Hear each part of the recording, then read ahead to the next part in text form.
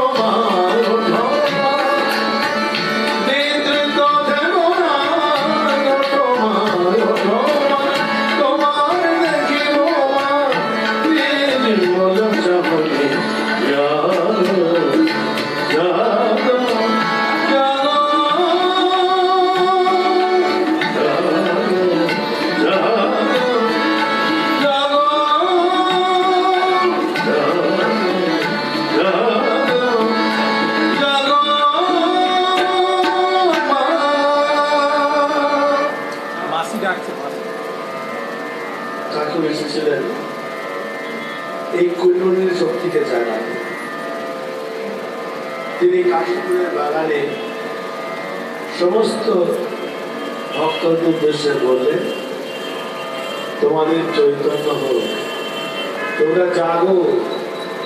কিসের চেতনায় জাগো? তুমি তোমার স্বরূপকে জানো, নিজেকে জানো, যেটা ছাড়া তুমি মানুষ নও। জলের স্বভাব কি? মানুষকে শীতল করা। অগ্নির স্বভাব কি? অপরকে পুড়িয়ে দেওয়া, জ্বালিয়ে দেওয়া। বায়ুর স্বভাব আর্দ্রতা, শুষ্ক করে দেওয়া, আর্দ্র করে দেওয়া। আর মানুষের স্বভাব তার মনুষ্যত্ব। তাই কাশীপুরের বাগানে তিনি নিজে জাগলেন আর অপরকে জাগানোর একটা মন্ত্র দিলেন, তোমাদের সব চৈতন্য হোক। আর তিনি মা কালীকেও জানালেন। এই ঠাকুর বা স্বামীজির জীবন দিন কালীর এক অপূর্ব লীলার সমন্বয়। এই জগতে দেখবে যে কোনো জিনিসের মধ্যে দুটি জিনিস উল্লেখযোগ্য। একটি মানুষকে চিনতে গেলে সেই মানুষটিকে প্রথমে মনে পড়ে তার নামটি কি। নাম ছাড়া কোনো মানুষকে বা পৃথিবীর কোনো বস্তুকে চেনা যায় না। আর নাম আর রূপ, সে দেখতে কেমন। কাউকে জিজ্ঞেস করলেই তোমার অমুক লোককে চেনেন, প্রথমে নাম নামটি যে বললেন, দেখতে কেমন, ভরসা না কালো, লম্বা না বেটে, একটু জিজ্ঞেস করে। যদিও এই নাম আর রূপটি তার মনুষ্যত্বের কোনোখানি লাগে না, রূপ পাল্টায়। যখন জন্মেছিলেন তখন একরকম আছে, যৌবনকালে একরকম, প্রৌঢ়বেলা একরকম, আবার যখন খাটে উঠবেন তখন একরকম। এই নাম রূপ পাল্টায়, কিন্তু নাম পাল্টায় না, রূপটা পাল্টায়। কিন্তু মানুষ, পৃথিবীর সমস্ত জীবজন্তু এই নাম আর রূপের মধ্যে সীমাবদ্ধ। নাম অর্থাৎ নিজের নাম, ভগবানের নাম, নামের যে তিনি নামের বলা হয়। আর রূপ মানে তার ধ্যান। এই জপ আর ধ্যান, এই দুটির মাধ্যমে মানুষ তার নিজের চেতনাকে খেয়ে পাবে। একটি ভজনে আছে, হিন্দি ভজন, नाम जपन का छोड़ दिया, नाम जपन का छोड़ दिया,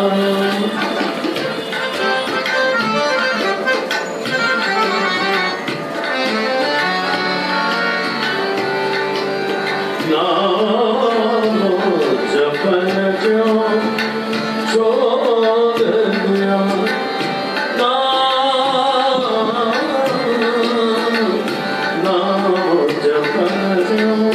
छोड़ दिया, क्रोध न छोड़ा, झूठ न छोड़ा, सत्य वचन क्यों छोड़ दिया, सत्य वचन क्यों छोड़ दिया, नाम जपन क्यों छोड़ दिया,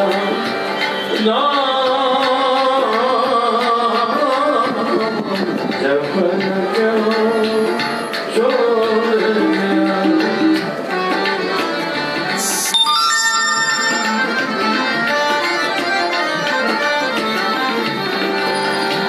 झूठे जग में दिल ललचावे, झूठे जग में दिल ललचावे, झूठे जग में दिल ललचावे, आसन बंधन छोड़ दिया, आसन बंधन छोड़ दिया, नाम जपन क्यों छोड़ दिया, क्रोध न छोड़ा, झूठ न छोड़ा, सत्य वचन क्यों छोड़ दिया, नाम जपन क्यों छोड़ दिया।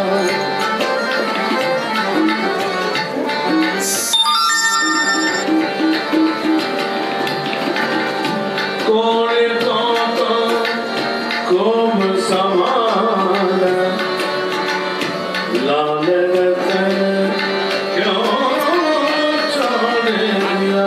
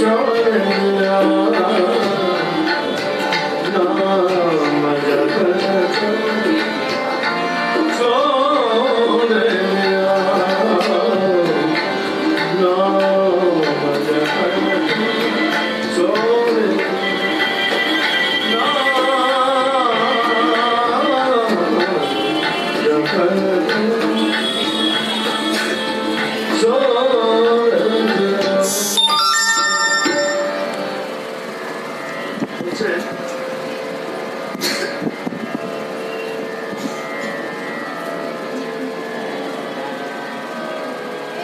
নাম যখন কেউ ছোড়ে আমরা ভগবানের নাম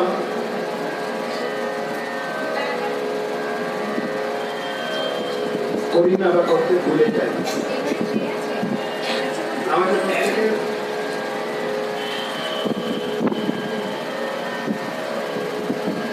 তবে সময় পাই না।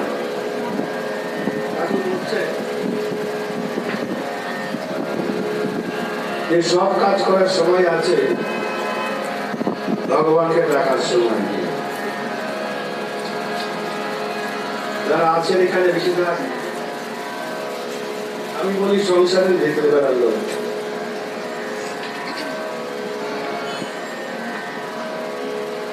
মানে আমাদের জীবনের যে সকাল, সেই সকাল আমাদের পেরিয়ে গেছে, খেলে ধুলে কোনো চিন্তা থাকে না। তারপর একটা দুপুর আসে, এই দুপুরটা নিয়ে চঞ্চল, ছেলেমেয়ে মানুষ করা। এখন মোবাইল ফোন হয়েছে, সে ফোনে যে বোঝা যায় না কোথায় আছে। হয়তো মেট্রো করে আসছে, কোথাও টিউশন গেছে, ওদের পার্কশিটে আছে, ওদের আমাদের সামনে চলে এসেছে। মোবাইলে বলতে উপায় নেই সে মেয়ে ছেলে কোথায় আছে, ছেলে মাকে। আবার বেশি খবরদারি করলে বলবে তুমি কি রাত-দিন কুকুরের মতো খালি কেউ কেউ করছো, চিড়চিড়ি করছো। এই করতে করতে একটা দুপুর গড়িয়ে যায়। যেমন দিনের দুপুরটা খুব তাপ লাগে, সংসারের দুপুরটা এরকম তাপের, দুঃখের কিন্তু আনন্দের। তারপরে আসে একটা বিকেল। এই বিকেলবেলাটা ছেলে মেয়ে একটু বড় হয়েছে, ছেলের বিয়ে দিয়েছে, বৌমা নিয়ে এসছেন ঘরে। সংসারটা থাকো, আমি একটুখানি রামকৃষ্ণ মঠ পিছনে যাই বা কোথাও বা প্রচারের কোনো কেন্দ্রে যাই, তো গান শুনে আসি বা বক্তৃতা শুনে আসি। নিজের জীবনে ধন্য করার একটা চেষ্টা। রামকৃষ্ণ মিশনের বা এই ভক্তমন্ডলীর বেশিরভাগই বয়স হচ্ছে 45 থেকে 65, সিনিয়র সিটিজেন। আপনার হচ্ছে হাঁটু ব্যথা নেই, বেশিরভাগই হাঁটু ব্যথা থাকে, গ্যাস অম্বল, প্রেশার, সুগার, এগুলো শ্রীরামকৃষ্ণের বাবা ক্ষমতানি ভালো করে, ডাক্তার দেখাতে হবে আর ডায়েটিং ইত্যাদি করতে হবে। এই যে বেলা বিকেলবেলার লোক, তাদের একটা ভয় আছে। আর খানিক্ষণ পরে রাত্রি নামবে, মৃত্যুরূপ রাত্রি, বেলা ডুবছে। আমরা প্রতিদিন জন্মেছি মানে প্রত্যেকের মৃত্যুর কাছে এক পা করে এগিয়ে যাচ্ছি। এই যে বেলা শেষে যারা ভক্ত, তারা ঠাকুর কাছে কি চাইবে, কি প্রার্থনা করবে? টাকা পয়সা চেয়ে লাভ নেই, ব্রহ্মা ভোগ করবে, রাতে রাতে ভোগ করবে। কি চাওয়া?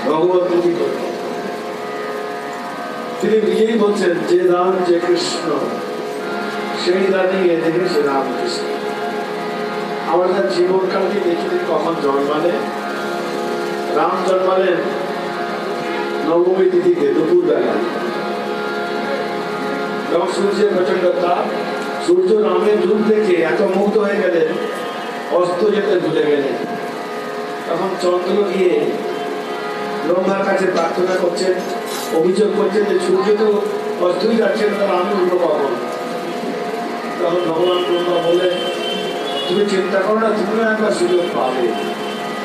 এরপরে তো দাপরে খ্রিস্ট জন্মালে দাপরে, তখন আবার চাঁদ অস্ত মোহিত হয়ে সেই সুন্দর মেঘের মতো রূপ কৃষ্ণ, তার সেই রূপ তিনি দর্শন করছেন। এবার সূর্য উঠতে দেরি করছে, উঠতে পারছেন না, কারণ কৃষ্ণের রূপ দেখে এত মোহিত হয়েছেন চন্দ্র। রাম ছিলেন সূর্যবংশীয় রাম, আর শ্রীকৃষ্ণ হচ্ছেন চন্দ্রবংশীয় শ্রীকৃষ্ণ। শ্রীকৃষ্ণ কথার মানে যদি আকর্ষণ করে, বর্ষতি আকর্ষয়তি কৃষ্ণ, আর কৃষ্ণ কথার মানে কর্ষয়তি কৃষ্ণ। জমিতে লাঙ্গল করা, লাঙ্গল করলে কি হয়, নিচের মাটি ওপরে আসে, ওপরের মাটি নিচে যায়। অর্থাৎ আমাদের উপরে যে ক্রোধ, হিংসা, লোভ এগুলি আছে, এগুলি নিচে যাবে লাঙ্গল করলে। আর অহিংসা, ভালোবাসা, করুণা, প্রেম, মহৎ গুণগুলি যখন উপরে উঠবে তখন সে কৃষ্ণের দর্শন পাবে। রামকৃষ্ণের মধ্যে ছিল রামের নয়ন মনোহর রূপ। রাম ছিলেন সুন্দর দেখতে। নবদুৎপাদন বলছেন রামেতি সুন্দরেতি রামা। বলছেন রাম হচ্ছে তুমি নয়ন মনোহর রূপ জান। ঠাকুরের আমরা যারা জীবনী পড়েছেন তারা জানেন খুব সুন্দর রূপ ছিল। তিনি প্রার্থনা করে করে রূপটি দেখেছিলেন। তারও সোনার পাঞ্জের মতো গাছ রং ছিল, গৌরাঙ্গের মধ্যে তার অঙ্গের কান্তি ছিল, আর ছিল শ্রীকৃষ্ণের মতন আকর্ষণের শক্তি। তিনি কুটিবাড়ির চাঁদে দাঁড়িয়ে কাঁদতেন, ওরে তোরা কি করতে আছিস আয়। তখন তারা তো একসাথে করে আসতেন। স্বামীজি নবেন রাখাল লাটু তারক শশিয়ে রামকৃষ্ণ যিনি রাম আর কৃষ্ণের অবতার নিজের মুখেই বললেন নরেন্দ্রকে, তার জন্মকালটি কখন হবে? যদি ছোটবেলায় জন্মান তখন তো রাম অবতার হয়ে যাবে, রাত্রিরে জন্মান তাহলে না কৃষ্ণ অবতার হবে। সেদিন এমন সময় জন্মালেন কিন্তু দিনও নয় রাত্রিও নয়, উষাকাল, ভোরবেলা। ভোরবেলা যখন দিনের শুরু হবে আর রাত্রি শেষ হবে। রাত্রি অর্থাৎ আমাদের অজ্ঞানের রাত্রি, অজ্ঞানের অন্ধকার যখন ধুলো হবে আর জ্ঞানের আলো যখন খুলবে, অতি ভোরে ব্রহ্ম মুহূর্তে তিনি জন্মাবেন। কোথায় জন্মাবেন? এবারে মাতৃজাতি তার মাতৃভাবের প্রকাশের জন্য অবতার। মাতৃজাতিকে সম্মান করতে তিনি রন্ধনশালায় জন্ম নেবেন। নার্সিংহোম বা কোনো হাসপাতালে নয়, কারোর বাড়ির ছাদে নয়, কারোর বাড়িতে নয়, রন্ধনশালা। খালি পেটে ধর্ম হয় না, নিজেই বললেন নিজের জন্মকালটা তাই এই রন্ধনশালা কি করলেন। জানেন যে না খেলে মানুষ ধর্ম লাভ করতে পারবে না। আগে অন্ন চাই, তারপরে বস্ত্র চাই, তারপরে জ্ঞান চাই। প্রথমে অন্ন। বলেন অন্ন চিন্তার চমৎকার কালিদাস হয়ে বুদ্ধি নামা মানুষ। ধর্মজীবন স্বামীজি বারবার বলেছেন, নিরন্নকে অন্ন দাও, এটি হচ্ছে প্রথম ধর্ম। তোমার যে ধর্ম গরিব মানুষকে খেতে দিতে পারে না, এটি বিধবার চোখের জন্ম খেতে পারে না, আমি সেই ধর্মটা বিশ্বাস করি না। রামকৃষ্ণ মিশনের ধর্ম মানুষের সেবা করা। এটি শ্রীরামকৃষ্ণ তার জন্মেতেই দেখিয়ে দিয়ে গেলেন। রন্ধনশালার মধ্যে বিভূতি ভূষিতাঙ্গ হয়ে জন্মালেন মাতৃজাতিকে সম্মান করার জন্য। উষাকালে উলুতে শাঁখ বাজা বরণ করলে,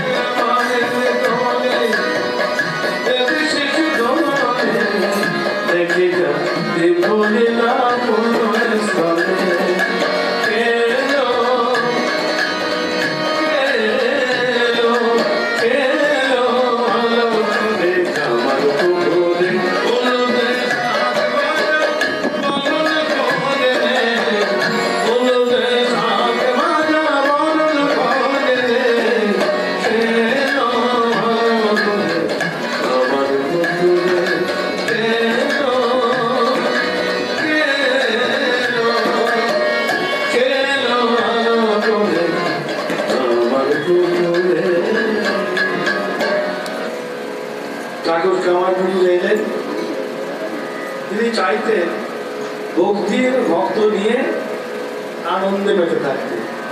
তিনি বলতেন আমি চিনি হতে চাই না, চিনি খেতে ভালোবাসি। দক্ষিণেশ্বরে তখন তিনি আছেন সাধন অবস্থার পরে একদিন বেচারা পাগলা ব্রহ্মজ্ঞানী এসেছিলেন, শুষ্ক জ্ঞানী মহা তপস্বী। তিনি কালীর ধ্যান মন্ত্র পাঠ করছিলেন আর বলছেন যে মন্দির কেটে গিয়েছিলেন। ঠাকুর তিনি চিনতে পারলেন একটা কথা যে রতনে রতন চেনে।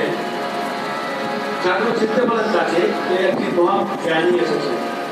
এই ভাগ্যে হৃদয়কে বললেন ওরে এর কাছ থেকে জ্ঞান কখন হবে জেনে না, মহা জ্ঞানী পণ্ডিত এসেছে। তখনকার দিনে রাসমণি একটি পর্বত ছিল, এখনো আছে, সাধু সন্ন্যাসীরা সেখানে খাওয়ান। দক্ষিণেশ্বরের রাসমণি 58 বিঘে জমির উপরে দেবত্ব সম্পত্তি করে গিয়েছে। সে ধারণা এখনো চলছে, যদিও ফার্স্ট এখন অন্য কুশল চৌধুরী এখন ফার্স্টের সেক্রেটারি। চৌধুরী হচ্ছেন লক্ষ্মী কুশল চৌধুরী যে বলছি যার নাম এখন দক্ষিণেশ্বর ফার্স্টের সেক্রেটারি, মানে দেখুন তার নাম টিভিতে আসে। তিনি ওই রাসমণির 3 মেয়ে ছিল, জগদম্বা, পদ্মবিনা, কাদম্বিনী। ওই 3 বোনের 3 মেয়ের যে বংশধর ওরাই কিন্তু ট্রাস্টি আছে, একজন হাজরা, একজন চৌধুরী, একজন বিশ্বাস। ওরাই দক্ষিণেশ্বর মন্দিরের ট্রাস্টি। আমি দক্ষিণেশ্বরের নেমে যাই, মাসিক প্রোগ্রামে যাত্র ভজন প্রোগ্রাম করতে যাই, আমি জানি ওদের সাথে টাকা চাই। আর রাসমণি তার 58 বিঘে ধান জমি দেবত্ব চাষ করে দিয়েছিলেন ওই ঠাকুরের মায়ের সেবা করেছেন। দক্ষিণেশ্বর মন্দিরে তিনি 22 লক্ষ সুবর্ণ মুদ্রা খরচ করেছিলেন। 1 লক্ষ মানুষকে অন্ন বস্ত্র সোনার মোহর দান করেছিলেন। সে বিরাট উৎসব করে মা কালীকে প্রতিষ্ঠা করলেন। আর সেই মা কালীকে জাগ্রত করলেন শ্রীরামকৃষ্ণ। সেইখানে সাধুদের খাওয়ার আলাদা ব্যবস্থা আছে, রাজবাড়ি করে দেওয়া ট্রাস্টের মানে। সেই জ্ঞানী লোকটি সেখানে খেলো না, যেখানে দাস দিচ্ছিল খাচ্ছিল সেখানে ওদের সঙ্গে একটু ভাগ করে খেতে আমরা। ভাগনের হৃদয় জিজ্ঞেস করলেন, আচ্ছা মামা বললেন জ্ঞান কখন হবে? দূরে গঙ্গা দেখালেন আর সামনে নর্দমার জল দেখালেন। এই দুটো যখন জলের এক বোধ হবে, অর্থাৎ দেহের বুদ্ধি যখন চলে যাবে, যখন টাকা মাটি, মাটির টাকা এই বোধ হবে। তুল্য নিন্দা স্তুতির মৌনি সন্তুষ্ট যে না কে না চিত অনিকের কাছ থেকে মতির ভক্তিমান বলে ভগবান গীতায় বলছে। যখনই সমলস্য অশ্বকাঞ্চন হবে, যখন সোনা মাটি টাকা এগুলো যে আলাদা আলাদা ভেদবুদ্ধি আমাদের না, যেখানে টাকায় আমরা জানি টাকা আমরা চাই, এবং আমরা কি চাই আমরা নিজে জানি না। তবে যেটা চাই যেটা চাই না সেটা চাই, যে আমার যা ছিল তা গেল বুঝে, যা নেই তার চোখে। আমার একটা 700 স্কোয়ার ফুটের ব্যাগ আছে, ওটাতে খুশি নয়, যেটা চিন্তা করছি। একটা গাড়ি আছে অল্টো, ওটাতে খুশি নই, BMW গাড়ি কেনার জন্য চেষ্টা করছি। আমার যা ছিল তা গেল বুঝে, যা নেই তার চোখে। আমার পুরাই বুঝি ভাবিস বুঝি মরি তারই সঙ্গে। আমরা সবাই যে সোনার ঘড়িতে দৌড়চ্ছি, কিন্তু সোনার ঘড়িটা কেমন কেউ জানে না। যে চমকে বেড়ায়, দৃষ্টি হারায়, চায় না তারে বাঁধা, তার নাগাল মেলে পালায় ঠেলে, লাগায় চোখে ধাঁধা। একটু হয়তো দেখতে পাচ্ছি কিছুক্ষণ দূরে সোনার ঘড়িটা, আবার ধাঁধা লাগিয়ে চলে যাচ্ছে। এই মরুচিকার পেছনে আমরা দৌড়াচ্ছি, তবু ছুটবো পিছিয়ে পিছিয়ে পিছিয়ে, পাই বা নাই পাই। এই আমাদের জীবন।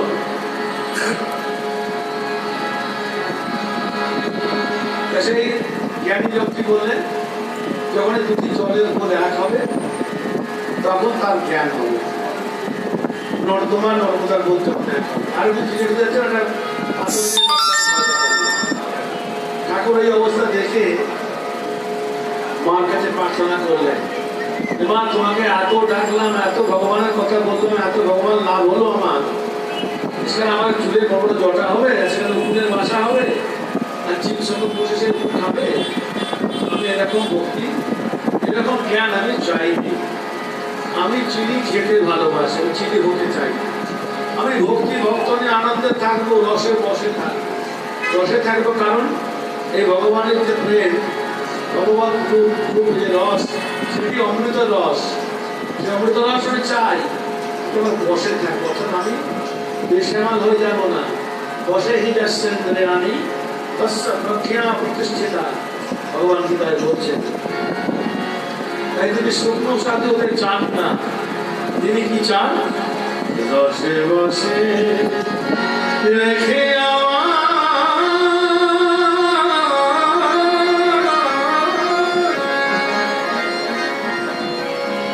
খেলতে দেশমা ভক্ত সনে আমার স্বপ্ন সাধু করিস এই মিলনে তোর চরণে।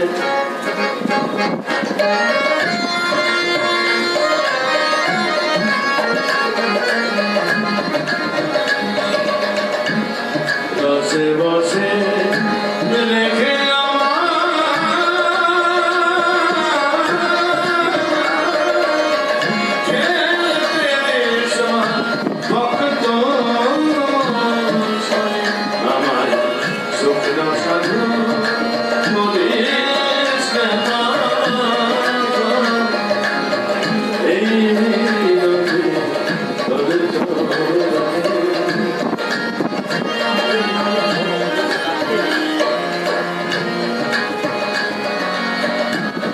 বসে মায়ের চরণ তলে মা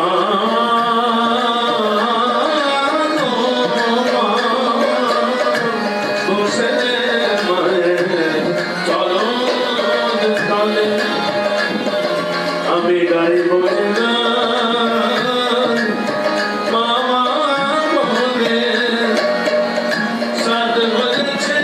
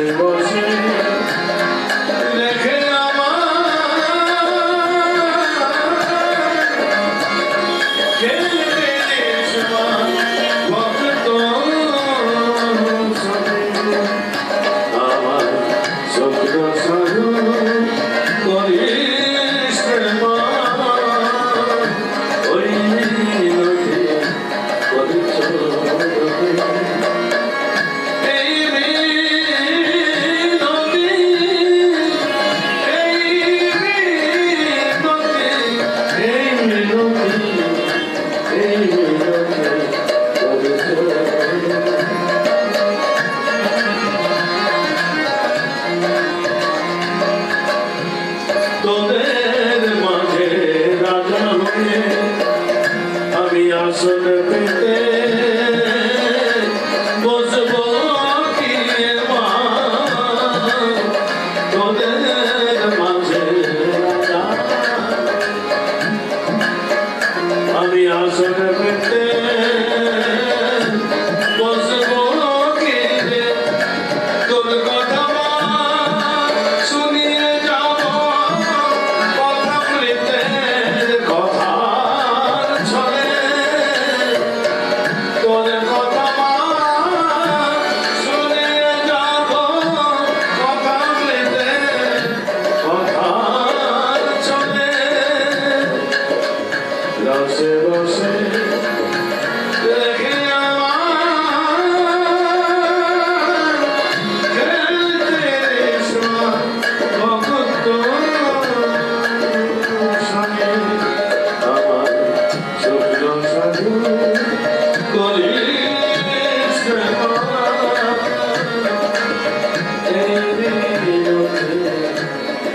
Oh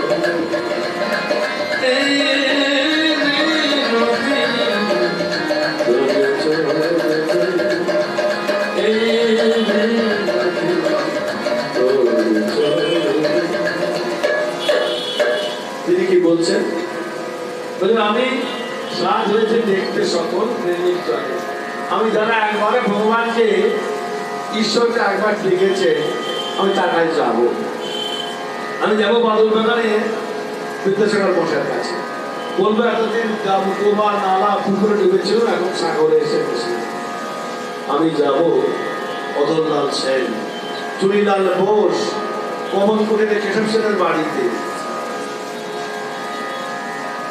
এর একটি উদ্দেশ্য, মনুষ্য জীবনের একমাত্র উদ্দেশ্য হচ্ছে ভগবান নাম। এটি লোকের কাছে বলবো, আর তোর কথা মা শুনিয়ে যাব। মায়ের কথা ভগবানের কথা শোনাবেন কি করে? কথামৃতের কথা চলে। তিনি কথামৃতের মধ্যে দিয়ে সমস্ত ঈশ্বরের কথা বলবেন, মানুষকে ঈশ্বরমুখী করবেন। তাই তিনি নিয়ে এলেন তার তিনটে ইন্দ্রকে। ইন্দ্র অর্থাৎ স্বর্গের যে দেবতা, সেই ইন্দ্র, রাজ দেবরাজ ইন্দ্র, একটি ইন্দ্র। আর ঠাকুর নিয়ে এলেন তিনটি ইন্দ্রকে, একটি সুরেন্দ্র, একটি মহেন্দ্র, একটি নরেন্দ্র। যিনি সুরেন্দ্র তিনি বরানগর মঠের সমস্ত টাকা তিনি দিয়েছিলেন, ঠাকুরের একটি অন্যতম রসদার। আর যিনি মহেন্দ্র তিনি নাম টাইটেল মুক্ত, আর তিনি নিজেকে রেখেছিলেন মুক্ত। কোথাও তার গ্রামের প্রকাশ নেই। লিখল এক মহাগ্রন্থ মহাভারত, শ্রীরামকৃষ্ণ কথামৃত। তিনি মহেন্দ্র। আর একজন দত্ত, অ্যাটর্নির ছেলে। একজন হচ্ছেন হিজ মাস্টার্স ভয়েস, প্রভুর বাণী, মহেন্দ্র। আরেকজন নরেন্দ্র, নরেন্দ্র অখণ্ডের ঋষি। গলা জড়িয়ে ধরে বলেন, আমি যাচ্ছি তুমিও এসো। শ্রীরামকৃষ্ণের ব্যাখ্যাকার, I am the voice without a form. প্রভু রসদিনী বাণী। সেরকম ধর্ম মহাসভায় তিনি সেই কথা বললেন যেটি ভগবানের শ্রীরামকৃষ্ণের কথা। ঠাকুরের তিন ইন্দ্রকে নিয়ে এলেন মানুষকে ঈশ্বরমুখী করতেন। তিনি মাথুরের কীর্তন পছন্দ করতেন। তিনি বলতেন, তোরা তিনটে জিনিস মনে রাখবি, তোরা কে, আমি কে, আর তোদের সঙ্গে আমার সম্পর্ক। তার যত ত্যাগী সন্তানরা ছিল প্রত্যেককে এই কথা বলতেন। তিনি একটি প্রসঙ্গ করছেন, কংস কৃষ্ণ আর বলরামকে নিয়ে কংস যাচ্ছেন, কংসের আমন্ত্রণে অক্রুর নিয়ে যাচ্ছেন। আর মাঝখানে কপিলা পদার্থকে ধরেছে চাকা, যেতে দেবেন না। তাদের প্রাণবল্লভ কৃষ্ণকে তারা ওই বৃন্দাবন থেকে যেতে দেবেন না। দ্বারকা রথের চাকা ধরছেন। তখন অক্রুর বলছেন, ঠাকুর এই গানটি বারবার কথা বলতে গিয়েছেন, শুনবেন, ধরো না রথ চক্র, রথ কি চক্রে চলে, যে রথের চক্রে হরি, যার চক্রে জগৎ চলে। এই রথ মানে কি? এই রথ হচ্ছে দেহরূপ রথ। রথের চার চাকা, আমাদেরও চার চাকা, দুটো হাত দুটো পা। রথকে থামিয়ে দিন, অর্থাৎ দেহের প্রাণ থেকে চলে যাক, রথ থেমে যাবে। অর্থাৎ এই দেহরূপ রথ থেমে যাবে। রথ মানে গতি, দেহ, জীবন। জীবনের একটা গতি আছে, রথেরও একটি গতি আছে। ভগবান শ্রীকৃষ্ণ বলছেন গীতাতে,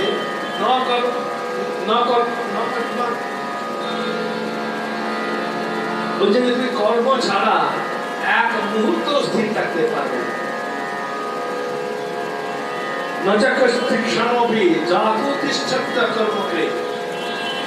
তুমি একটুখানি কেমন মাত্র কর্ম ছাড়া থাকতে পারবে না। কর্মই জীবন, আর জীবনই গতি, গতি রথ।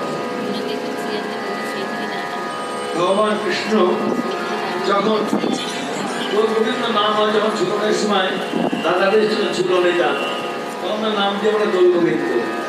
এক ভগবান কৃষ্ণ যখন রাসমঞ্চে 16 সহস্র রাবণীর সঙ্গে রাসমঞ্চে রাসনৃত্য করেন, তখন তাকে আমরা নাম দিয়ে মধুসূদন, মঞ্চে তো মধুসূদনম। ওই এক ভগবান কৃষ্ণ যখন রথে চড়ে পৃথিবীর মানুষের কাছে চলে আসে, তখন তাকে আমার নাম দিয়ে বামন। রথে চ বামনম দৃষ্টা পুনর্জন্ম নবিদ্যতে। বামন রূপী, রথী রূপী আত্মাকে দেখলে, রথী রূপী ব্রাহ্মণকে দেখলে আর পুনর্জন্ম হয় না বলে শাস্ত্রে বলছে।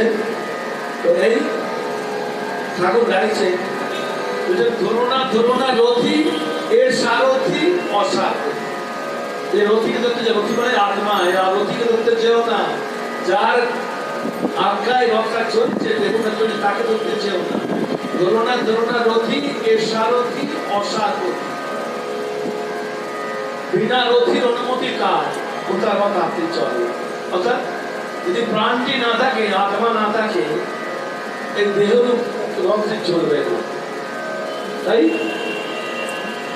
বাকি সব মন বুদ্ধি হাত পা সব অসার। সার হচ্ছে তার দেহের উপরে আত্মা ছিল, প্রাণ ছিল। ওটাকে চাকাটা ধরো না, ওকে বারণ করছেন রথের চাকা ধরো না। আধ্যাত্মিক বুদ্ধি হচ্ছে দেহরূপ রথের চাকা, হাত পা ধরো না। আর লৌকিক বুদ্ধি হচ্ছে রথের গতি থামিয়ে দেওয়া। এই রথকে রবীন্দ্রনাথ ঠাকুর বলছেন এই দেহরূপ যে রথ, এই রথের ঘর হচ্ছে এই রথটা দেহটাই আমি।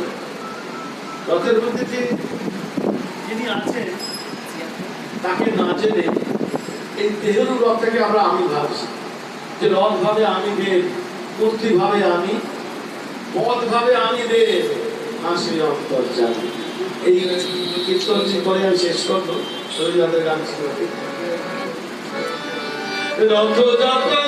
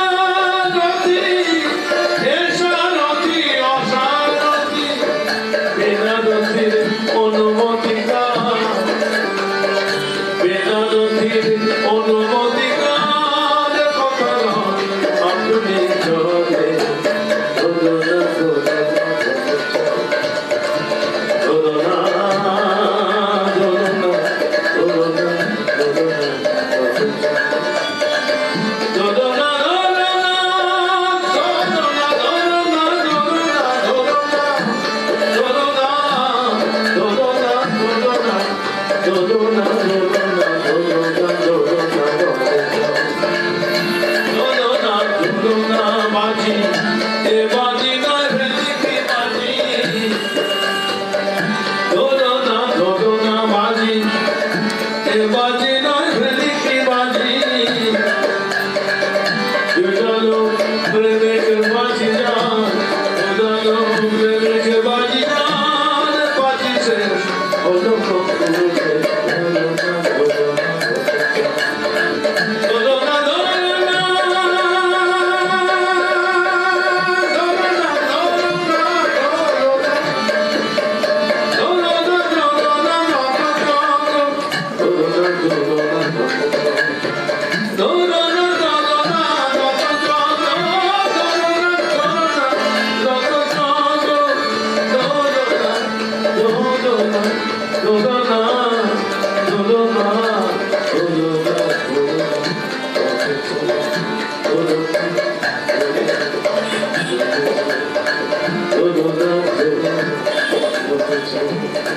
যখন অক্টোবর বলছেন তখন সেই গোপীদের মধ্যে শ্রেষ্ঠ ভাগবতে কোথাও রাধারানীর কথা বলা নেই, বলা আছে গোপী শ্রেষ্ঠ।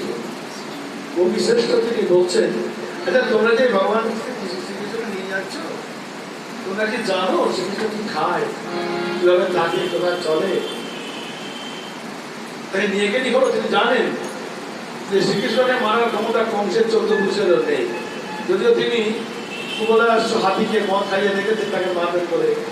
জানুর মুষ্টিককে তৈরি রেখেছেন মল্লযুদ্ধে কৃষ্ণ বলরামকে হত্যা করবেন বলে।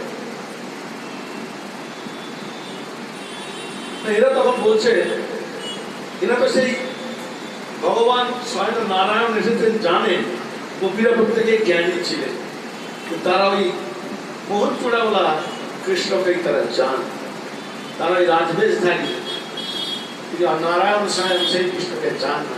তখন বলছে তোমরা ঘোড়া ধরতে যাচ্ছ, বলছে ধরো না ধরো না, বাজি, বাজি মানে ঘোড়া, এ বাজি না ভেটকি বাজি, মনে করছে ঘাটের ঘোড়া, একটা লাঠি মারলে কোথায় ছিটকে চলে যাবে, ঘোড়া ধরতে যাচ্ছ, অর্থাৎ ঘোড়াটা গভীরে ধরতে যাচ্ছ, খবরদার ঘোড়া ধরো না। তোমরা এসে কাজ করতে যাচ্ছ, কেউ রথের চাকায় শুয়ে করতে যাচ্ছে, কবিরা আমরা যেটা দেবো না সে। তখন বলছে তোমরা কাজ করো, তোমরা তো মন দিয়ে ধ্যান করো না, তো ধ্যান করলে তো শ্রীকৃষ্ণকে পাবে। তোমাদের এত প্রিয় বৃন্দাবন বিহারী লাল, তিনি বৃন্দাবনকে তিনি বিহার করছেন, তিনি বৃন্দাবন বিহারী, তবে ধ্যান করো না। তখন সে কবিরা বলছে, দেখো ও কুটিয়া বলছে, আমরা কিন্তু জানি শ্রীকৃষ্ণকে, আমরা জানি তিনি নখলু গোপিকা নন্দন ভবান অখিল দেহিনাম অন্তরাত্মা দৃঢ়। এটা আমরা জানি যে তিনি কেবলমাত্র এই নন্দগোপের ছেলে নন, যশোদার পুত্র নন, অখিল দেহিনাম সমস্ত দেহি দিকে এই সাগর জঙ্গম যত দেহ বা দেহি আছে, যত জীব আছে, তাদের অন্তরাত্মার স্বরূপ, তাদের পরমাত্মার স্বরূপ এই শ্রীকৃষ্ণ, এটা আমরা জানি। কিন্তু আমরা যে মন দিয়ে ধ্যান করব, সেই মনকে আমরা শ্রীকৃষ্ণকে দিয়েছি। আমরা আবার কোন মন দিয়ে ধ্যান করব? আমরা বিশেষ করে বিচারিণী হব? অক্রুর অবাক হয়ে গেলেন। গোপীরা, গোপী মানে হচ্ছে গোপনীয়তে এটি গোপী, যারা কৃষ্ণ প্রেম যে গোপন করে রেখেছিলেন, বাজার করতে দেননি, তারাই গোপী। আর গোপী মানে গো মানে ইন্দ্রিয়, আর পি মানে পান করেছিলেন, যারা সমস্ত ইন্দ্রিয় দিয়ে কৃষ্ণ সুখ পান করেছিলেন, তারাই গোপী। গোপী সবাই হতে পারেন না। ভগবান শ্রীকৃষ্ণ বাঁশি দিয়ে তার ডাক দিয়েছিলেন, অনাগত ধ্বনি, সে ধ্বনি সবাই শোনেনি। যারা শুদ্ধ সত্য যে গোপীরা, যারা গোদহন করছিল, যারা চোখে কাজল করছিল, কেউ ছেলেকে স্তনদান করছিল, কেউ দুধ উতলাচ্ছিল, তারা সবাই সব কাজ ফেলে ছুটে গিয়েছিল শ্রীকৃষ্ণের বাঁশির স্বর শুনে। তার বাঁশি ছিল 3 রকম বাঁশি, একটি 5 ফুটো, একটি 6 ফুটো, একটি 7 ফুটো। 5 ফুটোওয়ালা বাঁশির নাম ছিল বেনু, যেখানে উনি বাঁশ যখন বেনু বাজাতেন সমস্ত গরু তার দিকে ধাবিত হতো, বসতে চলে আসতো। 6 ফুটোওয়ালা বাঁশির নাম ছিল বাঁশরি। বাঁশরি যখন তিনি বাজাতেন তখন যমুনা উত্তর বাহিনী হতো, যমুনা তখন উল্টো দিকে বইত, চাঁদ স্থির হয়ে যেত, আর গরুর বাছুরা তার বাচ্চাকে দুধ খাওয়াতে ভুলে যেত। শ্রীকৃষ্ণের বাঁশরিতে মোহিত হয়ে শুনত বাঁশরির ধ্বনি। 6 ফুটোওয়ালা বাঁশ, আর একটি 7 ফুটোওয়ালা বাঁশ ছিলেন, তার নাম হচ্ছে বাঁশরি। যখন বাঁশরি বাজাতেন বৃন্দাবনী রাগ সুরে, তখন রাধা রানী ভাব হতো, রাধা রানীর অন্তর্দশা প্রাপ্ত হতো। এই 3 রকম বাঁশি ছিল। জগতের এত বস্তু থাকতে তিনি বাঁশকে কেন অবলম্বন করলেন? আমরা সাধারণত বলি আমাকে বাঁশ দিচ্ছে বলুন তো খারাপ অর্থে ব্যবহার করি, যে বাঁশ, সেই বাঁশকে তিনি কেন অবলম্বন করলেন? এত সোনা নানা লোহা মাটি থাকতে বাঁশকে কেন ঠোঁটে দিলেন? তিনি যখন খুব ছোট ছিলেন, শ্রীকৃষ্ণ যখন বৃন্দাবনের পথে পথে গাছ ঘুরছেন, তিনি একটি মনে মনে সংকল্প করলেন আমি তাকেই আমার জীবনের সঙ্গী করব, জীবনের সবসময় অঙ্গলগ্ন করে রাখবো, যার মধ্যে কোনো অহংকার নেই, কোনো সার নেই। তখন সেই বৃন্দাবনের অনেকগুলি বোন আছে, 20টি বোন এবং বেশ কয়েকটি ভুবন নিয়ে হচ্ছে বৃন্দাবন। সেই বৃন্দাবনে বাঁশ নিচু হয়ে উত্তরান হয়ে প্রার্থনা করলেন, বললেন প্রভু যদি বলেন তো আমার মধ্যে কিন্তু কোনো সার নেই, আমাকে আমি যেরকম বাজাবেন আমি সেরকম বাজবো, আমি বাজিয়ে দেখুন আমার ভেতরে অন্তঃশ্বাস ফাঁপা। করে যে ফু দিলেন উনি বাজাতে আরম্ভ করলেন, আপনি আমাকে যে সুরে বাজাবেন আমি সেই সুরে বাজবো। আমি যন্ত্র, তুমি যন্ত্রী, এই ঠাকুরের ভাব। আর এই হচ্ছে বাঁশ। তখন শ্রীকৃষ্ণ ভাবলেন এই বাঁশকেই আমি আমার ঠোঁটে রাখবো, যার মধ্যে অহংকার নেই। ভগবান তাকে অবলম্বন করেন যিনি অহংকার শূন্য। তাই জগতে এত দৃষ্টি থাকতে সাধারণ বাঁশকে 24 ঘন্টা তার হাতের বাঁশরি করে রেখেছিলেন, এবং তার সেই বাঁশরির অনাহত ধ্বনি শুনে ওই রাধারানীটা চুপে গিয়েছিল। তাই সেই রাধা সেই কবিরা বলছে যে আমরা জানি শ্রীকৃষ্ণকে, তুমি জানো না শ্রীকৃষ্ণকে, তুমি জানো না সে কি করে খায়, ওদের থাকে, তাদের ছাড়া শ্রীকৃষ্ণ চলে না। যদি শ্রীকৃষ্ণ দেহের কিছু হয় তাহলে আমাদের এই দেহ কারো থাকবে না। সকলের গ্রাম অবতারে সকলের যখন গোমতীদের মধ্যে গেলেন, তখন 60,000 ঋষি তারাও মধ্যে গিয়েছিলেন গোমতীতে। তখন ভগবান রামচন্দ্র বললেন দেখো তোমরা এখন আত্মহত্যা করো না, আমার তো সীতা চলে গেছে, লক্ষ্মণও গোমতীতে ডুবেছে, আমিও সরণীতে ডুবতে চললাম, তোমরা এখন ডুবো না, আমার সঙ্গে তোমরা লীলায় অংশ নেবে যখন দাবরে আমি আসবো কৃষ্ণ অবতারে। ওই কৃষ্ণ অবতারের 60,000 ঋষি ওই গোপী হয়ে জন্মেছিল। সেই গোপীদের মধ্যে 3টে ভাগ ছিল, ঋষি পূর্বা, কৃত পূর্বা আর দেবী পূর্বা। এই যে গোপীদের মধ্যে আমার 2টি ভাগ ছিল, একদল গোপী নৃত্য সিদ্ধা, একদল গোপী সাধন সিদ্ধা। রাসলীলাতে অংশগ্রহণ করেছিলেন শ্রীকৃষ্ণের অষ্টসখী চন্দ্রাবলী, বিশাখা, ললিতা ইত্যাদি। আর সাধন সিদ্ধা যারা, যারা স্বয়ং সিদ্ধা, তারা ধ্যানেতে শ্রীকৃষ্ণকে পেয়েছিলেন। আর তারা কেউ বিচারিণী হননি, তাদের স্বামীরা প্রত্যেকে তাদের স্ত্রীকে কাছে পেয়েছিল, তাদের অন্তরাত্মা চলে গিয়েছিল বৃন্দাবনে কৃষ্ণ লীলাতে। তাই ভাগবতের যে প্রেম কাহিনী, এই প্রেমটা কোনো দেহের প্রেম নয়, দেহাতীত অপ্রাকৃত প্রেম লীলা। তাই সেই কবি বলছে যদি শ্রীকৃষ্ণের শরীর চলে যায়, শ্রীকৃষ্ণের কোনো অঙ্গহানি হয়, তাহলে আমার দেহটা ওই কমালের দ্বারা ঢুকিয়ে রাখবে। আপনারা যারা বৃন্দাবনে গেছেন হয়তো দেখেছেন কমাল গাছ, ঋতুবনে কমাল গাছের গল্পই হচ্ছে এসব সময় মাটিতে শুতে চায়, তার গাছের যে ডালকে ওপর দিয়ে দেবেন নিচু। কেন তোমার গাছের কাছে ছিলাম? শ্রীকৃষ্ণ লীলা করেছে, তোমার হচ্ছে অহংকার নেই, নিচু। কিন্তু দেখবেন কোনোদিন তোমার মাটি স্পর্শ করে না, অদ্ভুত বিক্ষোভ। দেখবেন তমালের যে ডাল কি উপরে, শিখাটি কখনো উপরে ওঠে না, নিচের দিকে নামে, নিচু। কিন্তু সে কোনোদিন মাটি স্পর্শ করে না, যেহেতু শ্রীকৃষ্ণ ওখানে লীলা করেছে। ঋতুবনে তমাল গাছে দেখবেন কোনোদিন মাটি স্পর্শ করে না, সেটি তমাল, অন্য গাছ তমাল নয়। আমি কি